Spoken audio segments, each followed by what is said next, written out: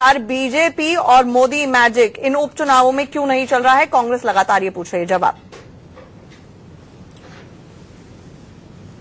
देखिए, कांग्रेस के पूछने की चिंता नहीं है। सवाल यह है कि क्या परिणाम आ गए। मुझे लगता है अभी बहुत जल्दी होगा। अभी कहीं 50 से हम पीछे हैं, कहीं 50 से आगे हैं। देखिए, कांग्रेस के पूछने की चिंता नहीं है। सवाल यह है कि क्या परिणाम आ गए। मुझे लगता है अभी बहुत जल्दी होगा। अभी कहीं 50 से हम पीछे हैं, कहीं 50 से आगे हैं।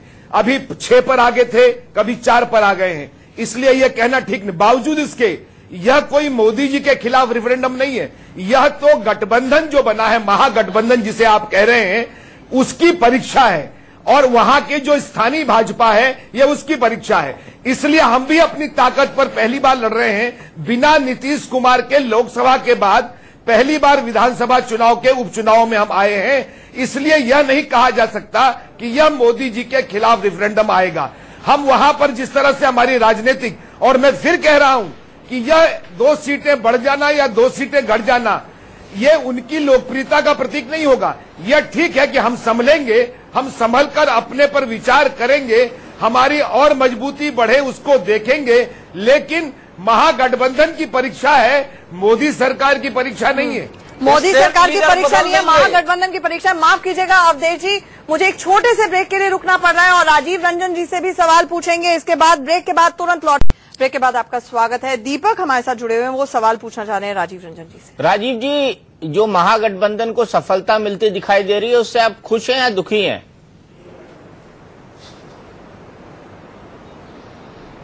निश्चित तौर पर खुश है। दीपक चौरसिया जी, जो सवाल आपने उठाया है, आज तो बिहार की जनता खुश है। और कमोबेश जिस तरीके का ये जनादेश है, वो बिल्कुल आने वाले विधानसभा चुनाव की जो एक तैयारी है और जिस तरीके से अभी तक स्टैटिस्टिक्स था, वो केमिस्ट्री बनता दिख रहा है। जो आशंकाएं लोगों के मन में थी कि यह अलायंस जनता के बीच भरोसा पैदा कर पाएगा कि नहीं कर पाएगा, तो निश्चित तौर पर जनता ने अपना फैसला सुना दिया है। इस अलायंस के पक्ष में जनता है और इस अलायंस की निरंतरता भी जनता चाहती है। निरंतरता चाहती है, यानी ये गठबंधन बना रहेगा विधानसभा चुनाव तक, हम इसको ऑफिशियल माने? निश्चित तौर पर दीपक चौरसिया जी, बिल्कुल जनता ने अपना संदेश, अपना फैसला सुना दिया है। और जिस तरीके से भारतीय जनता पार्टी इन 10 विधानसभा चुनाव में पिछले मई महीने में 8 सीटों पर आगे थी और पिछले लोग विधानसभा चुनाव में 6 सीटों पर आगे थी, तो ये पूरी तरह से अगर दोनों परिणाम भी अगर आप देख लेते हैं तो निश्चित तौर पर ये एक बड़ा झटका है भाजपा के लिए। और जो देशव्यापी लोकप्रियता में गिरावट का सिलसिला शुरू हुआ है, उत्तराखंड से लेकर के देश के अन्य 4 राज्यों के जो चुनाव हैं, उसके संदर्भ में बिहार ने एक मजबूत फैसला देकर के ये कह दिया है कि आने वाली राह भारतीय जनता पार्टी के लिए, लोगों को गुमराह करके आगे का सफर तय करना इतना आसान नहीं होगा।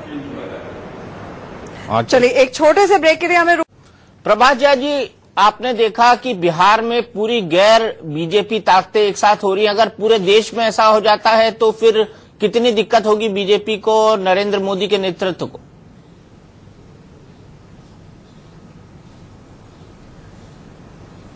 ये बहुत काल्पनिक सवाल है और बहुत जल्दी ही किया गया सवाल है। कल क्या होगा ये तो नहीं कहा जा सकता, लेकिन इतना कहा जा सकता है कि बिहार का परिणाम देश का परिणाम नहीं हो सकता है। और अभी परिणाम नहीं आया है, अभी रुझान पर हम सब लोग बात कर रहे हैं।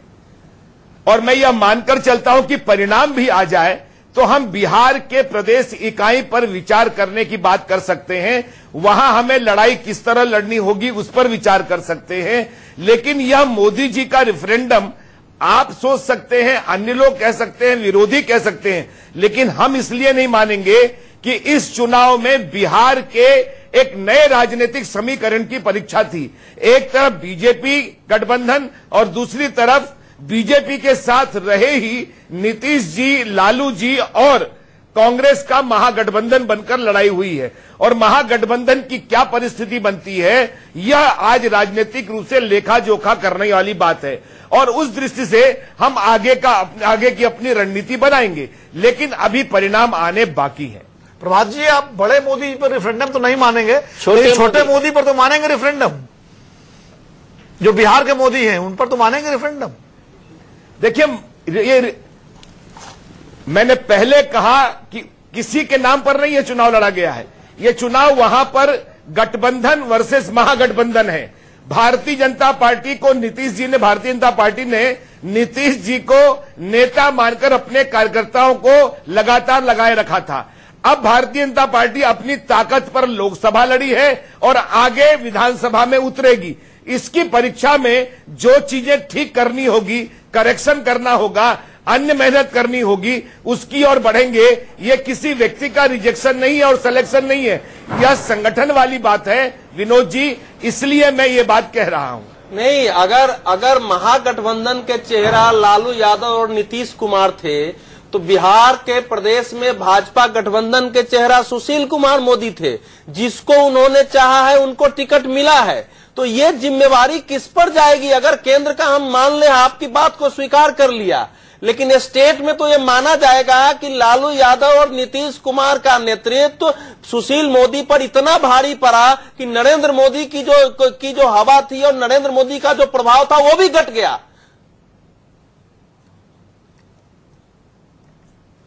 अवधेश जी, ये तो परिणाम के आने के बाद ही विचार होगा और इसके बाद ही आप जो बात कह रहे हैं उस पर कोई बात करने की स्थिति बनेगी।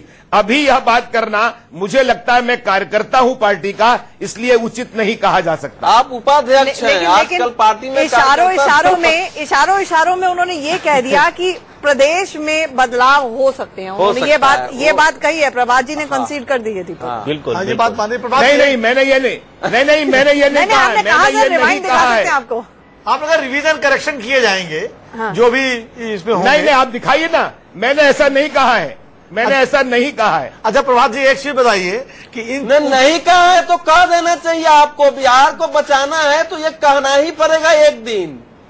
ये आप समझ, बिहार की हालत यही है, बोल देंगे तो आपको श्रेय मिल जाएगा। सुशील मोदी जी, नवल किशोर यादव जी, मंगल पांडे जी को बिहार को बचाना है तो ये कहना ही पड़ेगा एक दिन।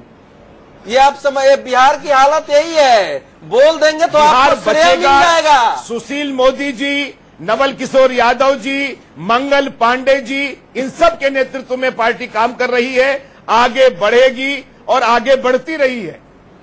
प्रभात जी, ये बताइए एक बात, चूंकि आप पार्टी के उपाध्यक्ष भी हैं, वरिष्ठ नेता हैं, ये जो उपचुनाव के नतीजे आ रहे हैं और जो रुझान है, हम तो रुझान पे ही बात कर रहे हैं, अगर रुझान ऐसे ही रहते हैं, यानी मध्य प्रदेश में भी अगर आप एक सीट हार जाते हैं, तो क्या शिवराज सिंह चौहान के भविष्य पर असर पड़ेगा और आने वाले जो 3 राज्यों के विधानसभा चुनाव में उन पर कुछ असर पड़ेगा?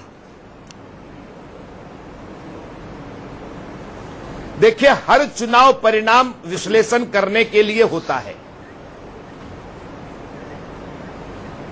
और विश्लेषण तो पार्टी करेगी, लेकिन अगर हम 3 में से 2 जीत जाते हैं और 1 हार जाते हैं तो इसका परिणाम ये नहीं है कि हम स्थायित्व प्राप्त नेताओं के बारे में विचार कर रहे हैं। यह एकदम गलत है। नेता वर्षों में बनता है, अनेक अनाम लोगों के नारे लगाने और जनता के बीच काम करते करते एक नेता वर्षों में बनता है और उसका एक छोटे से उपचुनाव के परिणाम से हम अंत कर देंगे, ये विश्लेषण में नहीं होगा। विश्लेषण इस बात का होगा कि हम और अपना काम कैसे बढ़ाएं, कैसे काम करें, ताकतवर कैसे बने, महागठबंधन के खिलाफ और कैसे मजबूत बने, इस पर विचार करेंगे। बिल्कुल, इस पर विचार करेंगे और साथ ही साथ इशारों में ये भी कह दिया। हाँ, लीडर, उन्होंने स्थायित्व की बात की है, स्टेबिलिटी की बात की है, लेकिन अगर नेता स्टैग्नेट करेंगे तो ये एक बड़ी चुनौती बीजेपी के लिए होगी। बहरहाल इस वक्त, क्योंकि आज है सत्ता का सेमीफाइनल, हमारे साथ एक वरिष्ठ पैनल जुड़ा हुआ है।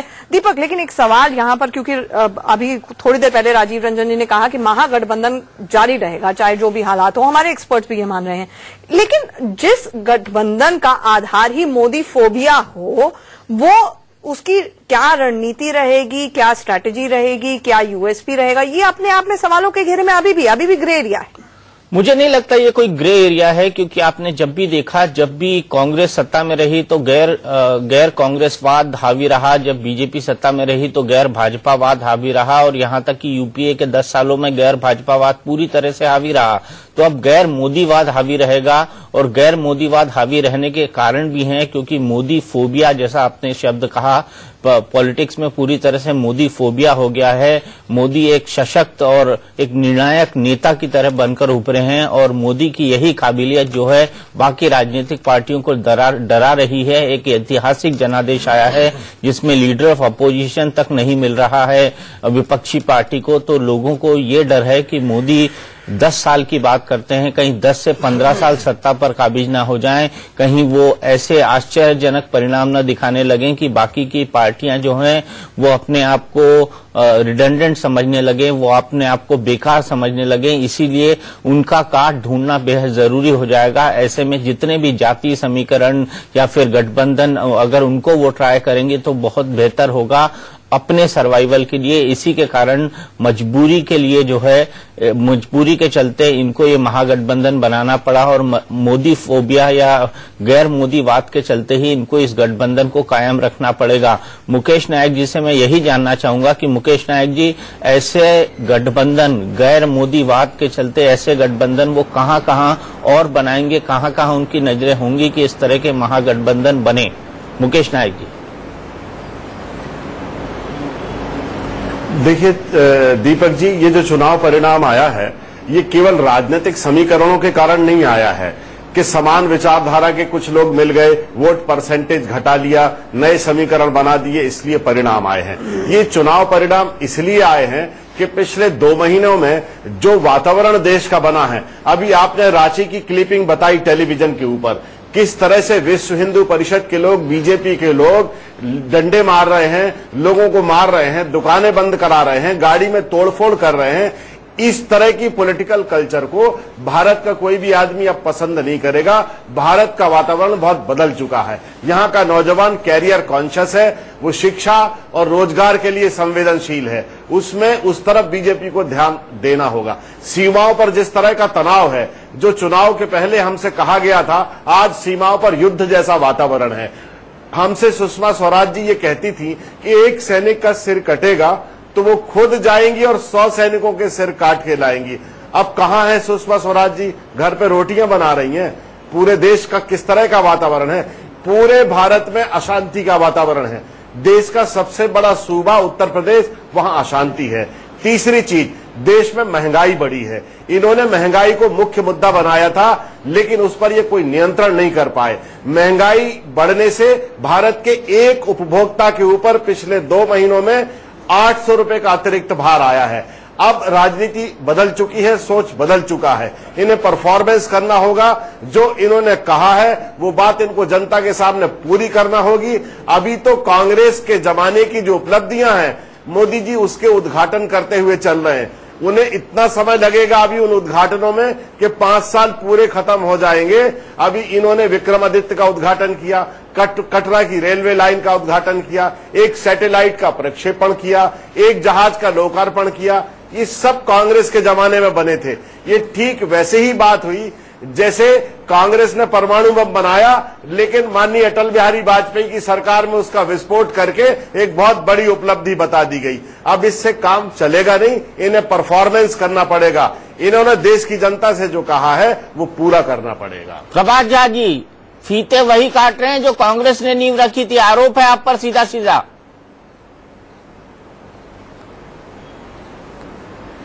देखिए, मुकेश जी के पास कहने को और क्या है, लेकिन मैं उनके सकारात्मक सुझाव को ग्राह्य करता हूं। और राजनीति की उदारता में इस तरह किसी सत्ता पक्ष के बारे में कहना कि उनको काम करना होगा, निश्चित तौर पर हम काम कर रहे हैं और भी काम करेंगे। लेकिन यह बात भी सत्य है कि जो काम प्रोसेस में है और वो पूरा हो रहा है, तो अब न मनमोहन सिंह जी तो आ नहीं सकते उद्घाटन के लिए, इसलिए तो उद्घाटन और जो कुछ भी काम होगा वो इस देश के प्रधानमंत्री नरेंद्र मोदी जी भी ही करेंगे। इसलिए मुकेश नायक जी को इस बात का कोई दुख नहीं करना चाहिए। आखिर इन सब कामों को तो प्रधानमंत्री ही करते हैं। मैं उनके सुझाव को सकारात्मक लेता हूं। हमारी सरकार बहुत अच्छा काम करेगी बेरोजगारों के लिए, अन्य के लिए। और अभी जो काम कर रही है वो नहीं कह सकते हैं, क्योंकि वो ये कहकर अपनी पार्टी को कमजोर, अपने सत्ता को कमजोर नहीं कर सकते। मैं ये जानता हूं कि हमारी सरकार निरंतर काम कर रही है और निरंतर काम करते जाएगी। और मुकेश जी इसी चैनल पर आके कहेंगे, हाँ मैंने जो मोदी जी को सुझाव दिया था अब मोदी जी ने मान लिया है। जी, इसी पर चर्चा जारी रखेंगे, लेकिन एक छोटे से ब्रेक। कांग्रेस एक सीट पर आगे चल रही है। अभी तक बीजेपी जो है वो कहीं ना कहीं पिछड़ती हुई नजर आ रही है। दीपक, आप सवाल पूछ रहे थे। बिल्कुल, 3 सीटों पर अगर बीजेपी जीतती है और 3 सीटों का अगर उसको नुकसान होता है, प्रभात जी आपको नहीं लगता है कि एक मेजर सेटबैक होगा बीजेपी के लिए? देखिए, राजनीति है, ये उपचुनाव है, इससे थोड़ा सा संकेत मिलता है और उन संकेतों के आधार पर अपने संगठन का, दल का कार्य बढ़ाया जाता है। और इसलिए आप ये कहेंगे कि सेटबैक होगा, तो सेटबैक मैं नहीं मानता। हां, मैं इसको संभलने की प्रक्रिया मानता हूं और हम सबको और काम करने की आवश्यकता होगी अगर ये परिणाम आता है तो। अगर ये परिणाम है तो। लेकिन प्रभात जी ने लगातार ये कहा कि ये मोदी के ऊपर रेफरेंडम नहीं है, लेकिन अभी कांग्रेस और लगातार जो महागठबंधन से भी प्रतिक्रिया आ रही है कि ये जरूर एक रेफरेंडम है जो 100 दिन पूरे होने जा रहे हैं मोदी सरकार को। प्रभात जी, आप मानते हैं? देखिए, वो क्या कहेंगे, उनके लिए मोदी जी ही हुआ है। जैसे आपने कहा मोदी फोबिया, अगर वो ये नहीं कहेंगे तो क्या वो ये कहेंगे कि हम अपने कारणों से जीत गए? वे इस बात को कहकर इस बात की पुष्टि करेंगे कि मोदी जी के 100 दिन में कुछ नहीं हुआ है, यह उनका कहना लाजमी। लेकिन हम यह मानते हैं कि बिहार का चुनाव एक प्रयोग है कि महागठबंधन और हमारे गठबंधन के बीच में जो राज्य स्तरीय चुनाव है उस पर यह रेफरेंडम है। और इसलिए हमने यह कहा कि अगर यह परिणाम में बदलते हैं, अगर ये रुझान परिणाम में बदलते हैं, तो निश्चित तौर पर हमें अपने कार्य के बारे में एक अच्छे से फिर से पहल प्रारंभ करनी होगी और अच्छे परिणाम के लिए अच्छी ताकत के साथ मैदान में उतरना पड़ेगा। हाँ, चल इसमें एक चीज मैं जोड़ूंगा। प्रभात जी, देखिए, ये जो महागठबंधन है, मैं भी मानता हूं कि नरेंद्र मोदी जी की लोकप्रियता का ग्राफ इससे नहीं आंका जाना चाहिए। वो उसके लिए अभी समय देने की जरूरत है और मैं उन पत्रकारों में नहीं हूं कि बहुत जल्दी ये मानने लगे कि नरेंद्र मोदी का ग्राफ गिर गया। लेकिन ये जरूर माना जाएगा कि लोकसभा चुनाव के बाद जिस तरह से भारतीय जनता पार्टी बिहार को लेकर उत्साहित थी और ये माना जा रहा था कि बिहार में अगले विधानसभा चुनाव में पूर्ण बहुमत से अपनी सरकार बना ही लेगी, लेकिन जो महागठबंधन की वजह से जो नतीजे आ रहे हैं, अगर ये नतीजे आ जाते हैं तो निश्चित रूप से आप ये मानते हैं कि उसकी उस सोच को ब्रेक लगेगा कहीं न कहीं, क्योंकि नीचे जमीनी स्तर पर जो जातीय समीकरण, सामाजिक समीकरण और कार्यकर्ताओं का एकीकरण होता दिखाई पड़ रहा है लालू और नीतीश के पक्ष में, उससे कहीं न कहीं बीजेपी की रणनीति को सेटबैक जरूर लगेगा। बिल्कुल सेटबैक लगेगा। और राजीव रंजन जी, मैं आपसे जानना चाहूंगा, विनोद जी, बहुत जल्दी होगा कहना, बहुत जल्दी होगा कहना, लेकिन राजीव रंजन जी, आप ऐसा मानते हैं कि बहुत जल्दी होगा कहना मोदी के लिए सेटबैक नहीं है?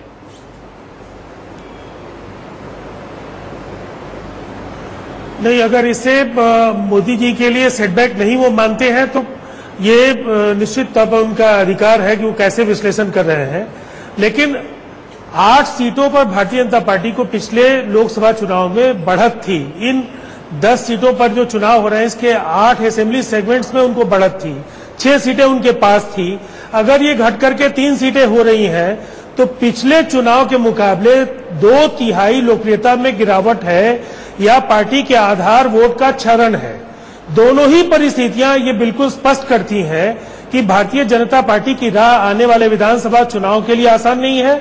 और देश के परिप्रेक्ष्य में 4 राज्य अलग अलग भौगोलिक तौर पर अलग अलग हिस्सों में है, तो पूरे देश में भी जो संदेश है वो भाजपा के लिए आने वाले चुनाव में जो मंसूबे उन्होंने पाल रखे हैं उस तरीके से, चाहे वो संवैधानिक संस्थाओं के भगवाकरण का सवाल हो या जिस तरह से महंगाई पर काबू पाने में वो असफल रहे हैं, जबरदस्ती जिस तरीके से अपने विरोधियों के का अपमान कराने की कोशिशें हो रही है, मुख्यमंत्रियों को प्रधानमंत्री जी की सभा में हुटिंग का शिकार होना पड़ रहा है। जनता ने कहीं न कहीं इनको सही नजरिए से नहीं देखा है और ये भाजपा के लिए चेतने का वक्त है।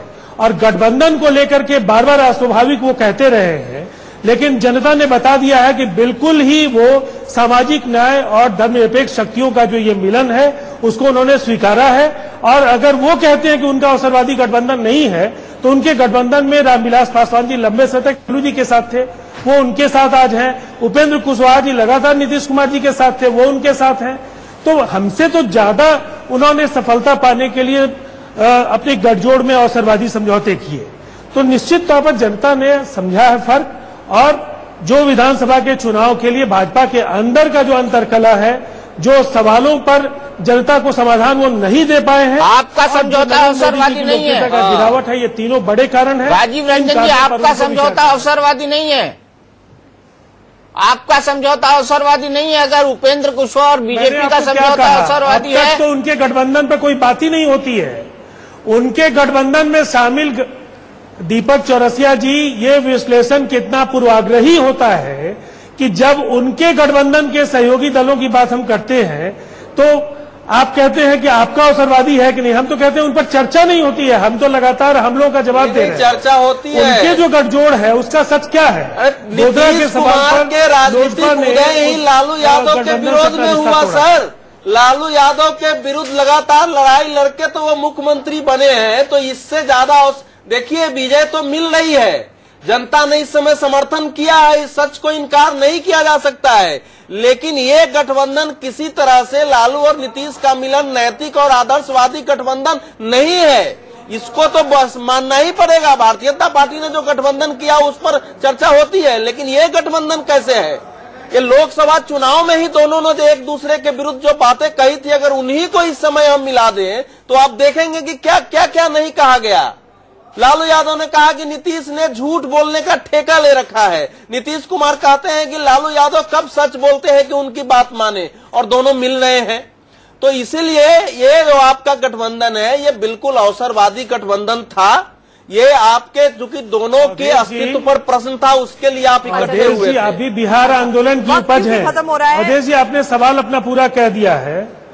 अवधेश जी, बिहार आंदोलन की उपज है और लालू प्रसाद जी और नीतीश कुमार जी का जो जन्म हुआ है बिहार की राजनीति में, वो 74 आंदोलन के गर्भ से वो राजनीति में आए हैं।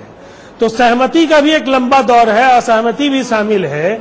भारतीय जनता पार्टी ने भी समाजवादी पृष्ठभूमि के दलों से 77 के पहले भी रिश्ता जोड़ा, 89 में भी रिश्ता जोड़ा, बाद में नीतीश कुमार जी के साथ भी जोड़ा, और हर बार रिश्तों के जरिए वो उन इलाकों में प्रवेश कर पाए जहां उनकी पहचान नहीं नजर आते हैं। लेकिन 17 साल बाद जो बीजेपी और जेडीयू का तलाक हुआ तो लोकसभा चुनाव में तो इसका फायदा बीजेपी को मिला। बस एक लाइन में क्लोजिंग कमेंट दीपक आपसे। अब आगे विधानसभा चुनाव है, उपचुनाव अपने आप में आप मान के चल रहे हैं इंडिकेटर है। अभी पहले फायदा बीजेपी ले गई लोकसभा चुनावों में, लेकिन आपको लगता है कि अब तलाक का फायदा ज्यादा जेडीयू को होता हुआ नजर आएगा? जी हाँ, तलाक तो बोल दिया है। पहला एडवांटेज बीजेपी को गया, लेकिन मुझे लगता है कि एडवांटेज बीजेपी हुआ है। 2 सर्विस अभी और फेंकनी बाकी है। एक सर्विस का फायदा एडवांटेज जेडीयू को गया है, प्लस आरजेडी उसमें शामिल हो गया है। लेकिन अगली सर्विस जो सेमीफाइनल होगा उसमें देखना ये महत्वपूर्ण होगा कि कौन बेहतर सर्विस डालता है और किसको इसका फायदा मिलता है। भाजपा के लिए बड़ा आघात अवश्य है बिहार का परिणाम, ये तो मानना पड़ेगा। अभी भी टैली और उनको अपने प्रदेश के नेतृत्व, नीति और रणनीति पर फिर से विचार करने की जरूरत है। नहीं तो फिर आगे जो है इसी प्रकार से उम्मीदें उसका आश्वासन प्रभा जी दे चुके हैं। ठीक है, उसका आश्वासन दे चुके हैं प्रभा जी, हालांकि बाद में मुकर भी गए, चरित्र तीनों बाद में थोड़ा बहुत मुकर भी गए वो। बहरहाल चर्चा हमारी हमें यहीं पे रोकनी पड़ेगी। यहाँ पर एक छोटे से ब्रेक के लिए रुकना पड़ा है, लेकिन इस बड़ी खबर पर हमारी नजर बनी रहेगी दिन भर। आप तक सबसे पहले हम ही अपडेट्स पहुंचाएंगे, बने रहिए हमारे साथ।